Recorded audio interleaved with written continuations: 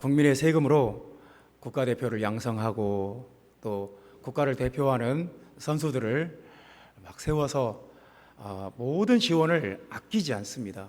그들이 운동하고 또 그들의 실력을 향상시키는데 필요한 것이라면 모든 것을 전폭적으로 지원을 하는 겁니다.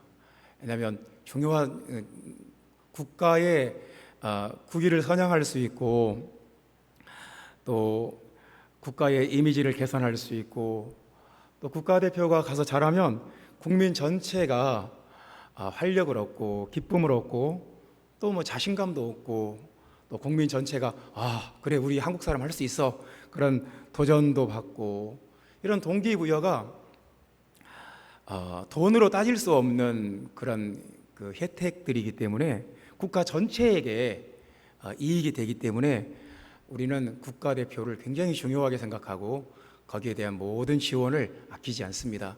또 선수 개인에게도 그냥 선수가 아니라 국가를 대표한다는 것은 크나큰 자부심이자 개인의 영광이 아닐 수 없습니다. 국가대표가 돼서 또 올림픽에 출전했다. 그럼 말할 것도 없습니다. 그 세계적인 무대에 섰다는 자체만으로도 개인에게 큰 영광이 되고 가서 메달을 땄다. 그러면 이제 나라 전체가 기뻐하고 들썩거리지 않습니까? 참 국가대표 선수가 전 세계적인 대회에 나가서 메달을 따고 이것은 선수 개인의 꿈이기도 하고 국민 전체의 간절한 염원이기도 해요. 간절해요. 그래서 마치 내가 내일처럼 우리 마음이 탄식도 하고 기뻐하기도 하고 환호성을 지르기도 하고 그 선수와 나를 동일시하는 것입니다. 이제 하나님 나라를 생각해 봅시다. 하나님 나라에도 국가대표가 있습니다. 천국의 국가대표 바로 여러분과 저예요. 예배하고 있는 여러분과 제가 하나님 나라의 국가대표예요. 우리는 복음을 들고 거듭난 백성들이고 그래서 하나님 나라의 국가대표입니다. 히브리서 12장에 보면 구름같이 둘러싼 허다한 증인들이 우리를 지켜보고 있다고 말해요. 그러니까 관중석에서 구름같이 둘러싼 허다한 증인들, 우리 신앙의 그 선배들, 믿음의 조상들이 우리를 지금 지켜보고 있어요. 우리가 이 믿음의 선한 싸움에서 믿음의 영적 경주에서 잘하고 있는가 못하고 있는가. 그래서 우리가 참 중요한 거예요. 예를 들어서 국가대표가 올림픽에 나갔는데 거기서 뭐 해야 되겠어요? 오로지 경기에 집중해야죠. 근데 내일이 경기 날인데 술이나 먹고 흥청망청하고 그냥 어디 관광이나 다니려고 하고 어디 그냥 방탕하게 가서 뭔가 해외 여행 온 사람처럼 그렇게 해이해져 있다. 그러면 우리가 얼마나 분노하겠습니까? 그 말도 안 되는 거잖아요. 그 모든 비용들이 여러분이 낸 세금으로 지금 하는 건데 국민을 배신한 거죠. 자기에게 그렇게 전폭적으로 지원해주고 후원해주고 모든 지원을 해주는 국가에 대한 어떻게 보면 배신이 아닐까요? 모든 국민의 어떤 염원과 기대를 저버리는 거죠. 그렇게 하면 안 돼요. 굉장히 근신하고 경기가 끝날 때까지는 다른 생각하지 말고 오로지 거기에만 그냥 100% 집중을 해야 되는 거예요. 마찬가지예요. 하나님 나라 백성들도 자기가 하나님 나라를 대표하는 영적 군사인 것을, 영적 선수인 것을 인식해야 돼요. 인식하고 정신 차리고 집중해야 되는 거죠. 어떻게 하면 하나님께 영광 돌릴 수 있을까? 어떻게 하면 하나님 나라의 승리를 가져올 수 있을까? 어떻게 하면 성령의 능력으로 승리할 수 있는가? 집중해야 되는 거죠. 만약에 우리가 하나님 나라 국가대표가 됐는데도 불구하고 그냥 방탕하게 그냥 흐리멍텅하게 그냥 세상 사람과 똑같이 세속에 물들어 산다. 그러면 하나님 나라에 대한 어떤 뭐라고 할까요? 배신이라고 할까요? 하나님 나라에서 굉장히 실망하겠죠. 쟤 뭐야? 왜 저래? 저러면 안 되지 하고 하나님 나라에서 실망을 많이 하는 거죠. 오늘 이제 그러니까 본문에 뭐 금메달, 은메달, 동메달 그런 말은 없어요. 근데 똑같은 말은 있어요. 그러니까 우리가 12절 말씀에 보면 생명의 면류관 그러잖아요. 면류관. 이 면류관이 이제 경기에서 이긴 그 선수의 머리에 씌워지는 월계수관이에요. 그러니까 옛날에는 성경 시대에는 뭐 그때에도 마라톤 경기나 뭐 레슬링이나 아니 뭐 창던지기나 그런 그 시합들이 있었어요. 근데 거기서 잘하는 사람 한 사람이 아니라 한 세 사람 정도, 한 세 사람 정도에게 월계수관을 딱 씌워준 거죠. 그 사람이 이제 금운동인 거죠. 그 사람이 이제 메달을 받은 거예요. 그러니까 생명의 면류관을 지금 우리 표현대로 바꾸면 생명의 금메달, 그게 아무 문제가 없어요. 생명의 은메달. 그러니까 이제 세상이 주는 금운동은 언젠가는 사라져요. 그리고 이제 언젠가는 이제 뺏기게 되고. 근데 하나님께서 주시는 이 생명의 면류관은 이 영원한 것이니까 이제 영생의 면류관이라고, 생명의 면류관이라고 이렇게 말씀합니다. 그래서 이제 모든 선수가, 국가대표 선수가 메달을 따는 것이 그들의 꿈인 것처럼, 또 국민 전체의 염원인 것처럼 우리도 마찬가지예요. 우리가 생명의 면류관을 받는 것, 이것이 하나님 나라 전체가 기대하는 거예요. 저 사람이, 저 자매가, 저 형제가 생명의 면류관을 꼭 받기를 원한다. 그래서 받으면 환호성을 지르는 거죠. 잘하면. 우리 마음에도, 우리에게도 그런 염원이 있어, 간절한 꿈이 있어야 돼요. 나도 생명의 면류관을 꼭 받아야지.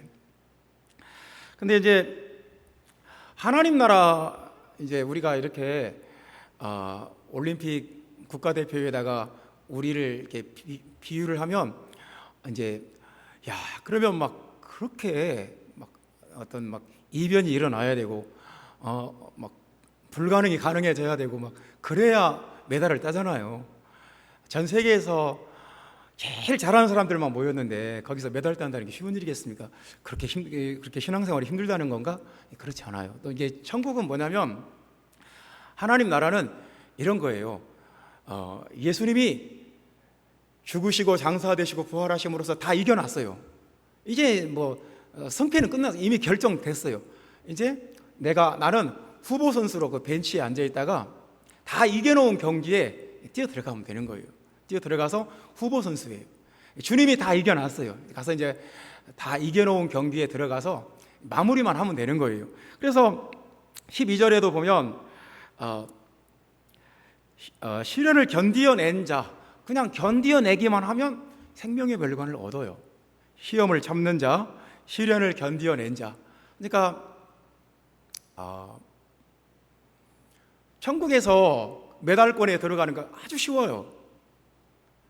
그냥 견디어내면 돼요. 내가 이 믿음을 지키고, 이 신앙을 지키고, 이 복음을 지키고 그냥 견디어내기만 하면 생명의 면류관을 받는 거예요. 그러니까 이렇게 좋은 여건이 어디 있겠습니까? 예수 그리스도의 그 복음의 능력으로 이미 우리는 승리를 했어요. 그래서 이제 나는 벤치에 앉아 있다가 이제 네가 들어가서 이제 경기 마무리해라. 이제 마무리하면 되는 거예요. 참 이 시대의 문제가 자신이 하나님 나라의 국가대표라는 것을 모르고 뭐 알고 싶어 하지도 않고 그냥 오늘 그러니까 야고보서의 이슈가 그거예요. 왜 하나님 나라의 국가대표인데 그것을 알지 못하고 27절에 보면 세속에 물들지 않는, 그러니까 세속에 물드는 사람이 있었던 거예요. 물과 성령으로 거듭나고 구원 받았는데도 여전히 세상적인 즐거움과 세상적인 즐거움, 어떤 세상 문화에 젖어 사는 경우도 많이 있지 않습니까? 그러니까 이제 야고보는 그게 이해가 안 되고, 왜 구원받은 백성들이 참 그 14절 말씀에 보면 욕심에 끌려 미혹됨이니, 어떤 사람은 욕심에 끌려 미혹되는 사람도 있고, 또 21절 말씀에 보면 온갖 더러운 것과 넘치는 악, 어떤 사람은 예수를 믿는데도 그 마음속에 온갖 더러운 것과 넘치는 악이 가득하고, 또 어떤 사람은 거듭났는데도, 복음을 들었는데도, 이 영광스러운 복음을 들었는데도 그 복음의 비전을 놓쳐버리고 그냥 세속에 물들어서 살아버리고, 이런 것이 이 야고보의 깊은 고민이고 기도 제목이었고, 그래서 깊이 묵상을 한 거죠. 왜 이 하나님의 백성들이 천국의 국가대표로서 그 놀라운 그 영광스러운 비전을 다 놓쳐버리고 그 세상에 그 지저분하고 더럽고 악하고 그 쓸데없는 일에 그렇게 매달려 가지고 사는가? 참 이 야고보가, 예수님의 그 남동생 야고보가 참 굉장히 고민을 많이 한 거죠. 여러분, 올림픽 메달리스트가 얼마나 멋있고 영광스럽습니까? 공항에 들어올 때부터 환영을 받고, 또 자기 고향에 가면 막 박수 받고, 막 군수가 나와서 영접하고, 얼마나 영광스러워요. 그렇다면 하나님 나라의 면류관은 어떻겠어요? 하나님 나라의 생명의 면류관은 그것과 비교할 수가 없어요. 그래서 그 야고보서는 우리 온전하고 이런 말씀이 참 많이 나와요. 온전하고 구비하여. 그러니까 오늘 1장에만 해도 온전하고가 3번 나와요. 4번 나와요. 온전하고가 4번 나옵니다. 그리고 구비하여, 모든 것이 갖추어진, 흠이 없는, 완전히 갖추어진, 구비하여.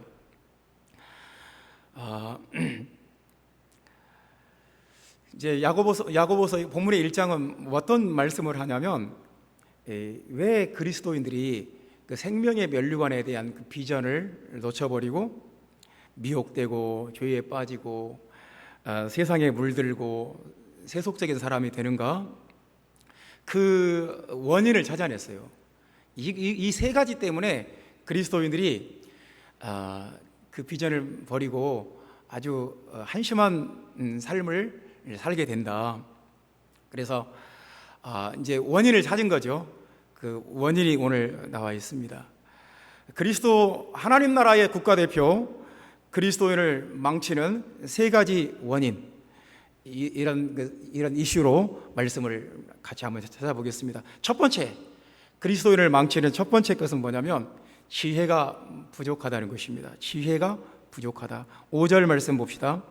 너희 중에 누구든지 지혜가 부족하거든 모든 사람에게 후히 주시고 꾸짖지 아니하시는 하나님께 구하라. 그리하면 주시리라. 지혜가 부족하거든. 이런 말씀이 이제 우리가 놓쳐서는 안 될 말씀입니다. 그러니까 부족하다는 말은 원어는 결핍이에요. 결핍. 꼭 있어야 되는데 없다. 이것이 결핍이에요. 그러니까 우리가 살아가는데, 우리 육체가 건강하게 살아가는데 꼭 필요한 것들이 있잖아요. 비타민 C가 결핍되면 입술이 갈라지고, 또 피부가 거칠어지고, 그리고 더 심해지면 멍이 잘 들고, 아주 비타민 C가 부족하다. 뭐 채소나 과일을 아주 그냥 극단적으로 안 먹고, 그래서 비타민 C가 아주 부족하다 그러면 면역 체계가 무너져 버려요. 그래서 죽기도 합니다. 그러니까 비타민 C가 중요한 거죠. 그래서 우리가 막 그 영양제로 보충해서 먹기도 하고, 왜 그렇습니까? 결핍되면 안 되기 때문에 그래요. 중요하니까. 비타민 D가 부족하면 우울증에 빠집니다. 사람이 무기력해지고요. 이것도 면역이 약화돼요. 그러니까 비타민 D는 이상하게 그 정신적인 어떤 건강과 관련되어 있는 것 같아요. 이 뇌의 건강에. 그래서 비타민 D가 없으면 사람이 굉장히 우울해지고 무기력해져요. 그러니까 비타민 D가 굉장히 중요하기 때문에 밖에 나가서 햇빛 받고 막 움직이고 그래야 생겨요. 이것은 참 이런 것들이 결핍이 되어 있으면 위험해요. 꼭 있어야 되는데 없으면 이것은 우리 삶을 위험에 빠뜨릴 수가 있어요. 근데 마찬가지예요. 우리가 그리스도인에게 꼭 필요한 것이 뭐냐면 지혜예요. 지혜. 근데 지혜가 부족하다는 거예요. 지혜가 부족하다. 지혜는 비타민과 같은 거예요. 지혜가 부족하면 또 증상이 있어요. 지혜가 부족해지잖아요. 우리가 지혜가 부족하면 어떤 증상이 나타나냐면 첫 번째, 고집이 세져요. 고집이 세지고 말이 거칠어져요. 그리고 변화될 생각을 안 해요. 나는 원래 이런 사람이고 앞으로도 이렇게 살 거다. 사람이 되게 억지스러워져요. 그러니까 지혜가 부족하다는 것은 지혜가 있어도 되고 없어도 되고 그런 문제가 아니고 반드시 있어야 되는데 없는 거예요. 그래서 우리에게 지혜가 필요해요. 지혜가 부족하다는 것은 무슨 말일까요? 여러분 지혜가 부족합니까? 한번 물어봅시다. 여러분 자신이 지혜가 있다고 생각합니까? 없다고 생각합니까? 손 들어보라고 하면 여러분 대부분 자신이 지혜가 있다고 생각할 거예요. 나는 세상을 잘 살아왔고 나는 별로 문제 없이 잘 살고 있으니까 지혜가 부족하지 않다. 그러니까 지혜가 부족하다는 말은 이제 성경에서는 어떻게 우리가 그 의미를 찾아야 되냐면 그러니까 선한 일을 하는데 필요한 지혜가 부족하다는 거예요. 그러니까 우리가 다른 사람에게 기쁨을 주고 은혜를 주고 교회에 은혜를 끼치고 이런 데는 지혜가 부족할 수 있어요. 근데 사람이 이렇다니까요. 다른 사람을 미워하고 원수를 맺고 그냥 마음이 강팍해지고 이런 데는 굉장히 지혜로워질 수가 있어요. 그러니까 우리에게 어떤 지혜가 필요한 거냐면 다른 사람에게 도움이 되고 힘이 되고 은혜가 되고 교회 공동체 전체에 유익을 끼치고 이런 데 필요한 지혜가 있어야 돼요. 근데 그런 지혜는 내 머릿속에서 잘 안 나와요. 그런 지혜는 하나님이 주셔야 돼요. 근데 솔로몬 왕이 하나님께 지혜를 구했던 것처럼 우리도 하나님께 지혜를 구해야 돼요. 로마서 16장 19절 말씀에는 이렇게 말씀해요. 이제 사도 바울이 로마 교인들을 향해서 이런 부탁을 합니다. 너희가 선한 데 지혜롭고 악한 데 미련하기를 원하노라. 왜 그러냐면 반대이기 때문에 그래요. 사람들이 악한 데는 굉장히 지혜로워요. 막 다른 사람에게 상처 주고 막 원수 맺고 화평을 깨버리고 분위기 싸늘하게 만들어버리고 이런 데는 굉장히 지혜로운데 선한 데에는 미련해요. 어떻게 해야 다른 사람을 기쁘게 하고 마음을 편하게 하고 교회 전체에 유익을 주고 이런 것에는 굉장히 미련해요. 그러니까 사도 바울이 그걸 반대로 말씀하는 거예요. 너희가 선한 데 지혜롭고 악한 데에 미련하기를 원하노라. 여러분 막 사람이 다른 사람과 다투고 원수 맺고 비방하고 다른 사람 상처 주고 이런 일에는 굉장히 지혜로워요. 근데 그 반대에는 또 지혜가 없는 거예요. 그러니까 그리스도인에게는 하나님의 백성에게는 그 선한 데 지혜로운 것이 필요한 거예요. 선한 데 지혜로운. 세상 사람들은 어차피 악한 데 지혜로워요. 그냥 평생 살아가면서 그런 머리만 돌아가요. 어떻게 하면 다른 사람 기싸움에서 절대로 지지 않고. 근데 그리스도인들은 정반대해야 돼요. 악한 데 미련하고 선한 데 지혜로워야 돼요.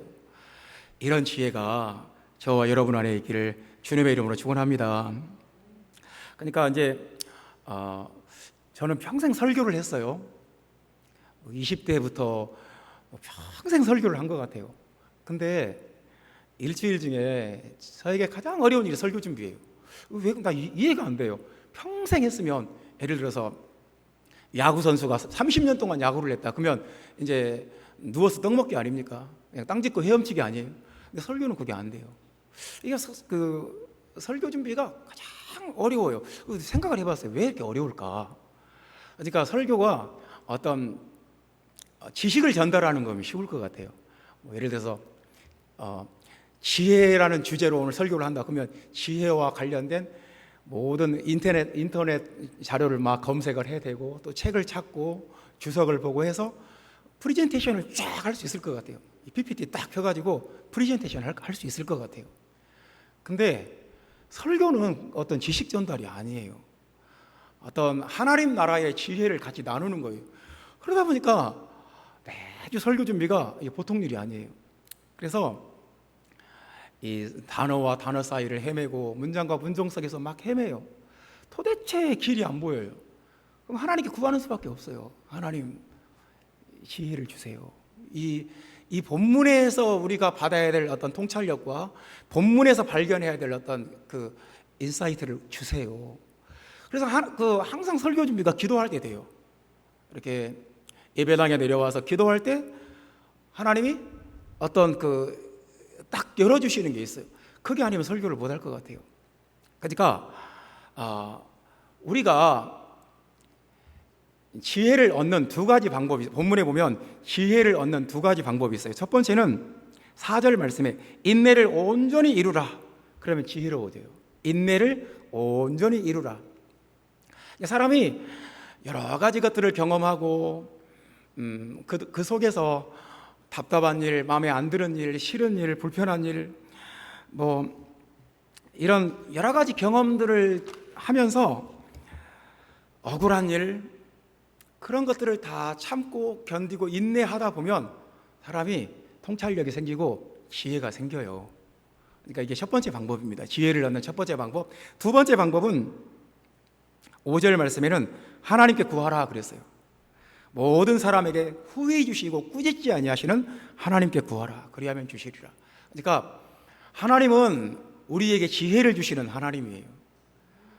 아주 선한 일에 필요한 지혜, 악한 일에 필요한 지혜는 마귀가 주는 거고, 막 서로 막 화평을 깨버리고 다른 사람을 마음을 불편하게 하고 상처 주고 힘들게 하고, 이런 머리는 마귀가 주는 지혜고, 하나님이 주시는 지혜는 달라요. 마음을 편안하게 하고 기쁘게 하고 은혜를 주고 힘을 주고. 근데 이런 지혜가 필요하면 하나님께 구해야 돼요. 하나님, 저에게 지혜가 부족합니다. 지혜를 주시옵소서. 이 가정을 이끌어갈 지혜가 부족합니다. 이 교회 전체의 유익을 끼칠 지혜가 부족합니다. 매주마다 매일매일 매 시간마다 지혜가 필요해요. 그래서 하나님께 우리에게 지혜를 주실 분은 하나님 한 분밖에 없어요. 우리가 지혜가 없으면 하나님 나라의 국가대표로서 절대로 성공을 못해요. 지혜가 부족하면, 하나님이 주시는 지혜가 없으면 세상 지혜로, 마귀적이고 육신적이고 세상적인 지혜로 살아갈 수밖에 없어요. 그러면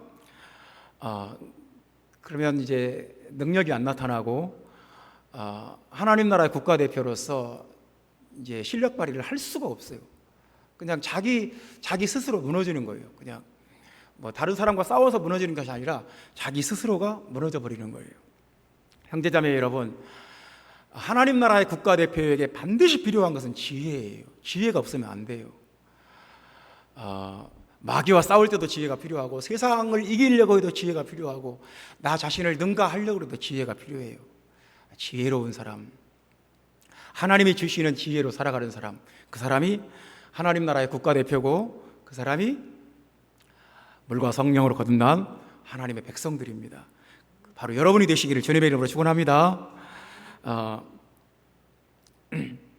생명의 면류관을 받는 하나님 나라의 국가대표를 망치는 두 번째 것은 뭐냐면 욕심이에요. 욕심.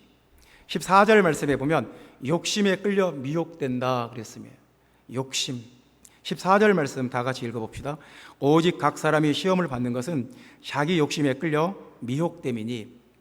그러니까 우리 마음속에는 성령의 역사도 있고 하나님 말씀도 있고, 근데 욕심도 있어요. 그러니까 이 욕심은 이제 원어에는 욕망이에요. 욕망. 그러니까 사람이 그 디자이어가 있어요. 모든 사람이 다 그 욕망이 있어요. 근데 이 욕망이 나를 굉장히 의욕적이고 열정적으로 만들어주는 거예요. 근데 이 욕망이 악한 욕망이 있어요.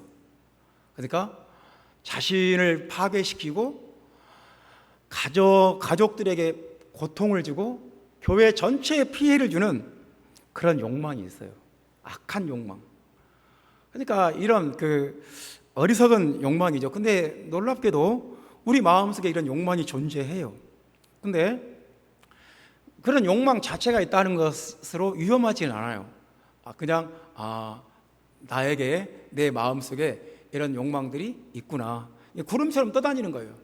어떤 생각들이, 무수한 생각들과 감정들과 욕망들이, 욕심들이 내 마음속에 이렇게 떠다니는 거예요. 그냥 항상 깨어서 기도하고 분별하면 돼요. 이런 것은 내 마음속에 있는 이런 감정과 이런 생각은 선하지 않구나, 악한 것이구나, 분별하면 돼요. 그리고 계속 하나님 앞에 깨어있고 하나님의 뜻을 구하고 하나님 인도하심 받으면 돼요. 그런데 문제는 이 욕심에 미혹이 되면 상황이 달라져요. 욕심에 딱 미혹되면 이제 어떻게 해서든지 그 욕심을 이루고야 말겠다는 이상한 어떤 그 동기부여가 돼요. 그러니까 욕심이 마음속에 딱 미혹되어 버리면 하나님 나라의 생명의 물건은 눈에 보이지도 않아요. 관심도 없어요. 어떻게 하면 내 이 욕망을, 내 인간적인 욕심을, 내 이 육체적인 욕심을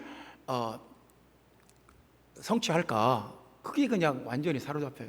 다른 생각을 못 해요. 그래서 이제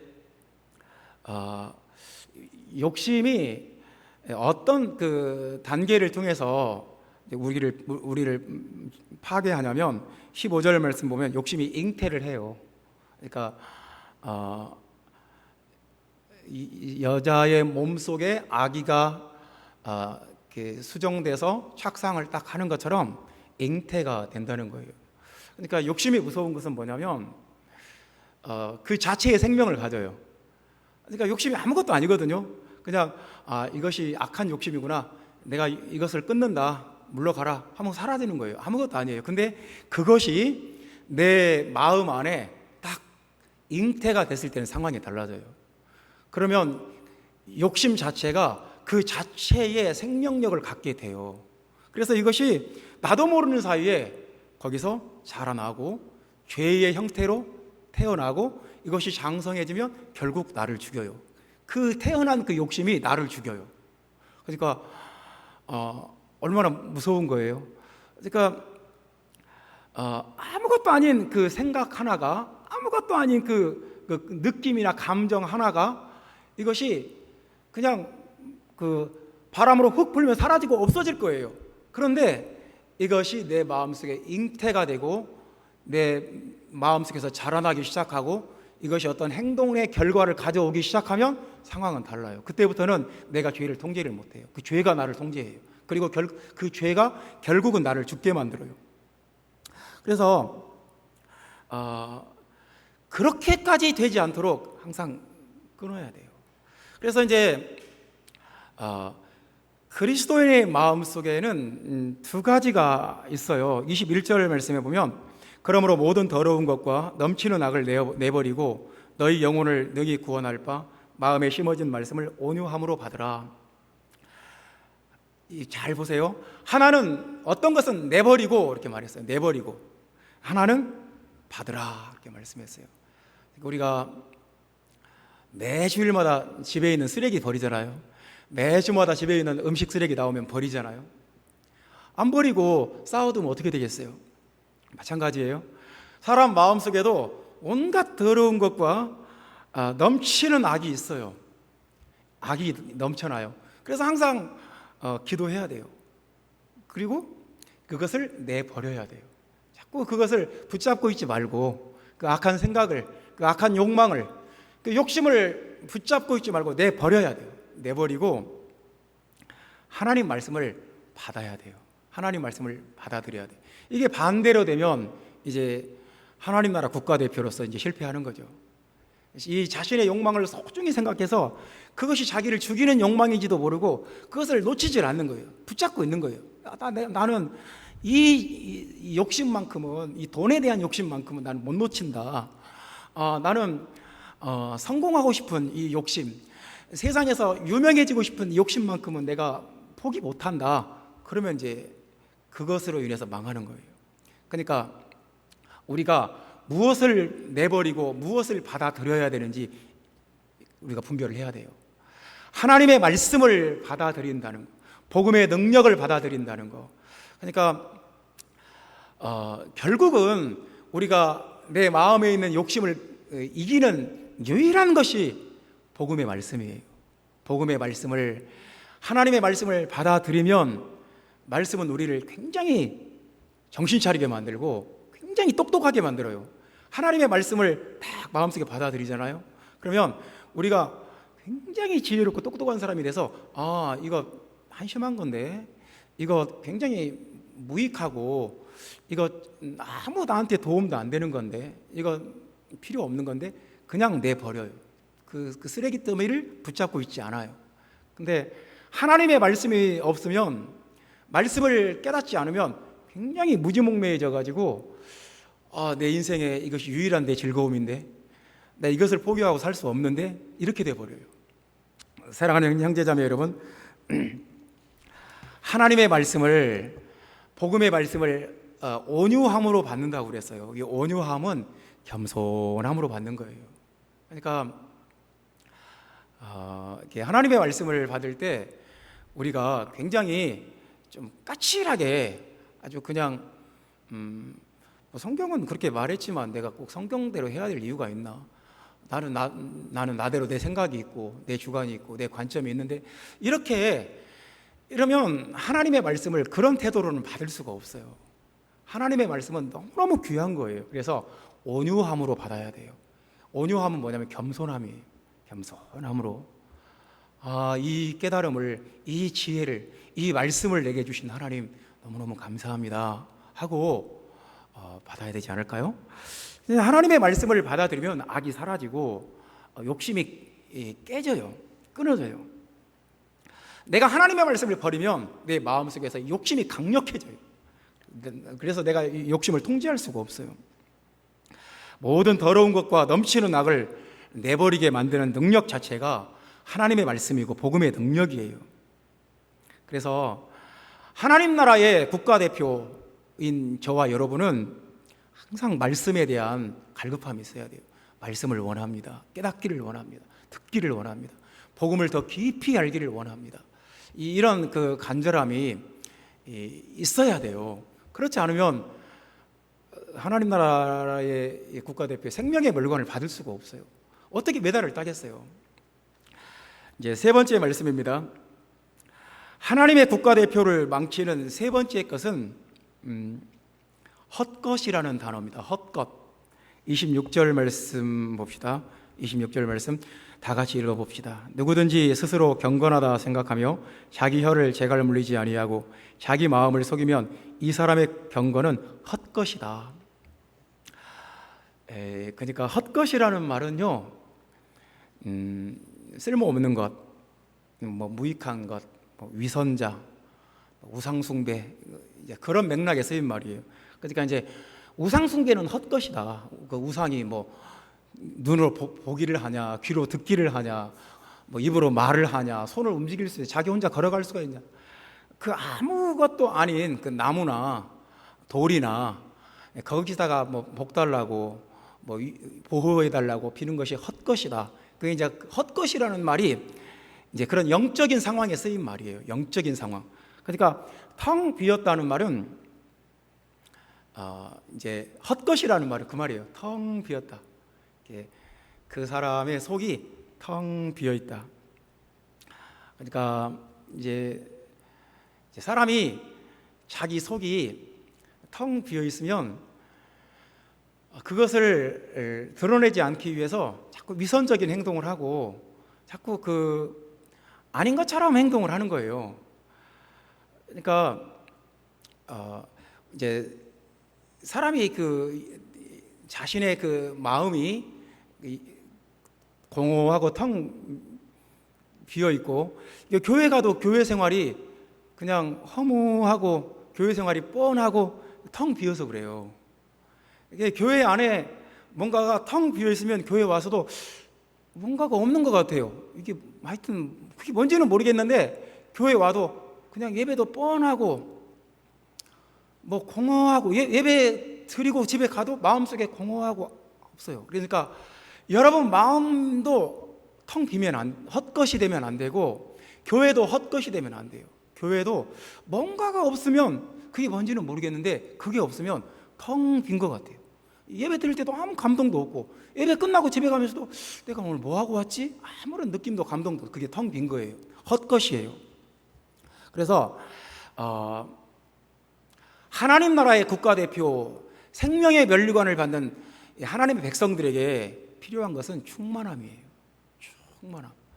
그래서 성경이 그렇게 예수님이 성령의 충만함을 받으라 이렇게 많이 반복하는 거예요. 성령의 충만함을 받으라. 예수님이 부활하시고 제자들에게 성령을 받으라 계속. 그리고 또 하늘로 승천하시면서도 예루살렘을 떠나지 말고 성령의 충만을 받으라. 술 취하지 말고 성령의 충만을 받으라. 성령의 충만함이 없으면 하나님의 백성은 굉장히 무기력해져요. 성령이 없으면 하나님의 백성들은 정말 힘도 없어요. 뭐 마귀와 싸울 힘도 없고 세상을 이길 힘도 없고 좀 그렇게 무기력해져 버려요. 성령이 없는 그리스도인은 텅 빈 거예요. 성령이 충만하지 않는. 그래서 우리가 성령 받기가 얼마나 쉬워요.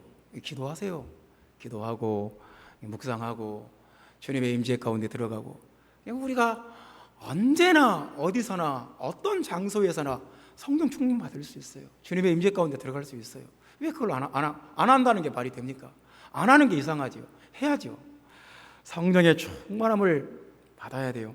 성령이 없는 텅 비면, 이제 26절 말씀 보면 이제 이런 사람들은 텅 빈 사람들이에요. 첫 번째, 자기를 누구든지 스스로 경건하다 생각하며 자기가 굉장히 옳다고 생각해요. 나는 옳다. 자기가 옳다고 생각하는 사람은 텅 비어서 그래요. 자기가 성령이 충만한 사람은 영적으로 굉장히 민감해지고 자신이 옳다는 생각을 안 해요. 내가 하나님 앞에 이렇게 부족하구나. 이렇게 내가 하나님 앞에서 내가 부족하구나. 하나님의 은혜가 없이는 나는 살 수가 없구나. 그것을 예민하게 느껴요. 근데 그 성령이 없으면 사람이 이상하게 자기 스스로 자기가 경건하다 생각해요. 내가 옳다. 나는 경건하다. 나는 선하다. 자기가 어떻게 선할 수가 있어요? 사람이 어떻게 선할 수 있어요? 하나님의 성령 충만함이 없이 우리가 어떻게 선할 수 있어요? 불가능해요. 인간은 다 죄 가운데서 죄 가운데 살고 있는 존재예요. 나는 옳다. 내가 옳다. 내가 잘했다. 나는 선하다. 이것은 그렇게 막 열심히 막 주장하고 막 우긴다. 그 사람은 헛것이에요. 그 신앙이 아무것도 없는 거예요. 그 다음에 자기 혀를 재갈 물리지 아니하고, 이건 뭐냐면 그냥 입에서 나오는 대로 말을 막 내뱉는 거예요. 그냥 말을 자기 머릿속에 있어도 해서는 안 될 말이 있어요. 자기 마음속에서 이렇게 막 이렇게 튀쳐나오려고 해도 눌러야 될 말도 있어요. 그러니까 말을 가려서 해야 되고 걸러서 하는 거지, 자기 머릿속에서 나온다고 다 말하고 사는 것은 굉장히 위험한 거예요. 그러면 굉장히 파괴적이에요. 위험해요. 그 입에서 지옥불이 나올 수가 있어요. 그래서 우리 목회자들이 죄짓기 쉬운 거예요. 앞에 나와서 말을 많이 하거든요. 형제자매 여러분, 자기 혀를 재갈 물리지 않는 사람은 뭐냐면 마음속이 헛것이에요. 그 속이 텅 비어서 그래요. 하나님의 성령이 충만하면 굉장히 사람이 차분해지고 이렇게 캄다운 돼요. 캄다운.